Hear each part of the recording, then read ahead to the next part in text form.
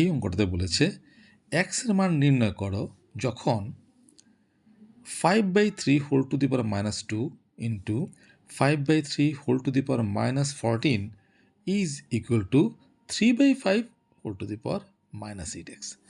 আচ্ছা, এই একটা সমীকরণ দেওয়া আছে, এর থেকে এক্সের মানটা বের করতে বলেছে। তাহলে প্রথম আমরা লিখছি কী দেওয়া আছে, তাহলে 5/3 whole to the power -2 into 5/3 whole to the power -14 is equal to 3/5 whole to the power -8x। এখন কেমন করে করব?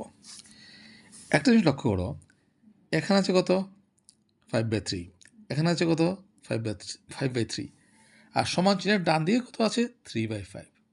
তাহলে এই দুটো সমান, কিন্তু এটা কিন্তু সমান না। তাহলে আমার প্রথম কাজ হবে এটাকে সমান করা। কেমন করে করব দেখো, or 5/3 whole to the power -2 into 5/3 whole to the power -14 is equal to. আচ্ছা, এখন দেখো এই যে 3 আছে তার পাওয়ারটা কত আছে, কিছু নেই মানে কত 1। এই 5-এরও পাওয়ার কিছু নেই মানে কত আছে 1। আমরা জানি সূচকের একটা সূত্র আমরা জানি, যারা ভুলে গেছো বা মনে নেই তাদেরকে একটু মনে করে দিচ্ছি।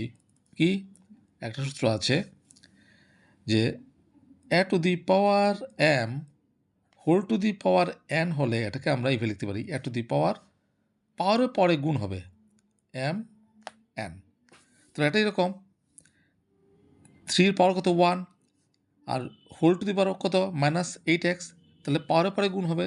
তাহলে 3 টু দি পাওয়ার প্লাসে মাইনাসে -1কে 8x দিয়ে গুণ করলে 8x বাই এটাও এরকম 5 টু দি পাওয়ার এখানে হচ্ছে 1, তাকে -8x দিয়ে গুণ করলে কত হবে -8x। অর আমি একদম স্টেপগুলি ভেঙে ভেঙে করছি যাতে তোমাদের বুঝতে সুবিধা হয়, নাহলে এটা 2-3টা স্টেপ জাম্প করে করা যায়। 5/3 whole to the power -2 into 5/3 whole to the power -14 is equal to. এখানে একটা জিনিস মনে রাখবে, এই 3 পাওয়ার কত আছে -8x, ঠিক আছে। 3টা কোথায় নিতে যাই নিচে, কারণ এখানে নিচে কত আছে 3 আছে।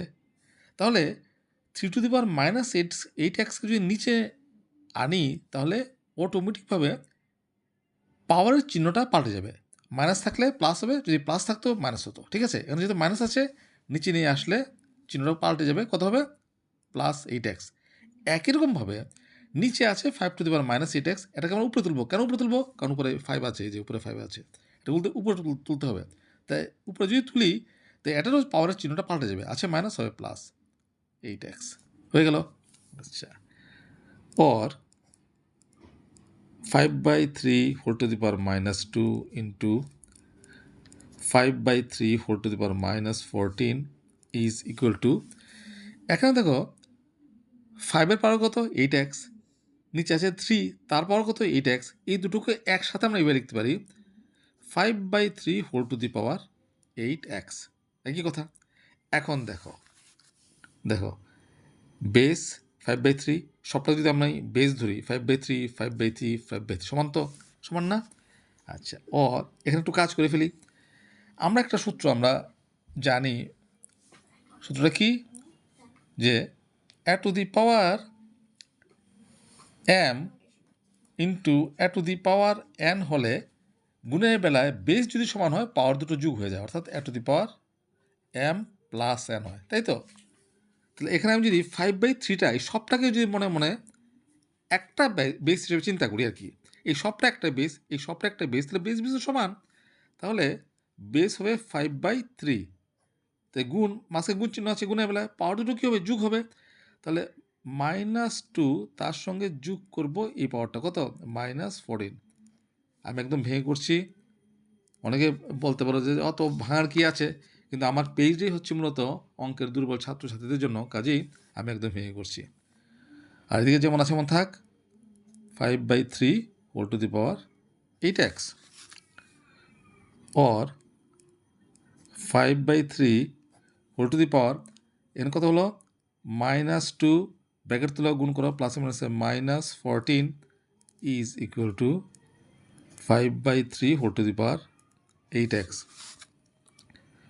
or 5/3 -2 -14 যোগ হয়ে যাবে -16 is equal to 5/3 whole to the power 8x। ঠিক আছে, এখন দেখো এই 5/3টাকে সবটাকে আমি একটা বেস হিসেবে চিন্তা করি। এই 5/3, এই 5/3 বেস সমান, বেস যদি সমান হয় মাঝখানে কি চিহ্ন আছে? সমান চিহ্ন, তাহলে অবশ্যই পাওয়ার দুটো কী হবে? সমান হতেই হবে। সুতরাং -16 is equal two 8x, or একটু ঘুরিয়ে লিখি 8x ইজ ইকুয়াল টু -16, সুতরাং x ইজ ইকুয়াল টু -16/8, কাটাকাটি করো, 8 8, 8 2 16, তার মানে x এর মান কত বেরোলো? -2। এ হচ্ছে আনসার। তাহলে অঙ্কটা কিন্তু সহজই, খুব একটা কঠিন না। তবে ওই সূত্রগুলি জায়গাতে আমার একটু মনে রাখতে হবে, সেভাবে আমার বসাতে হবে। অঙ্কটা যারা পারো তারা 2-3টা স্টেপ জাম্প করে ফেলতে হবে, কোনো অসুবিধা নেই। আর যাদের বুঝতে অসুবিধা হয় তাদের জন্যই আমি এরকম ভেঙে করেছি।